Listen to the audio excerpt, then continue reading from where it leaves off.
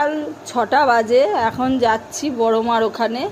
তা দেখুন এখন হচ্ছে বড় মার কাছে কি ভিড়। সবাই বড় মার এখানে ডন্ডি কাটবে এবং পুজো দেবে। দেখুন কি ভিড়। স্নান করে দেখুন সবাই স্নান করছে, স্নান করে মায়ের কাছে ডন্ডি কাটবে। আমাদের বিশ্বাস বড় মার এখানে যে যা চায় মনের আশা সব বড় মা পূর্ণ করে। জয় বড় মা, জয় বড় মা, জয় বড় মার জয়।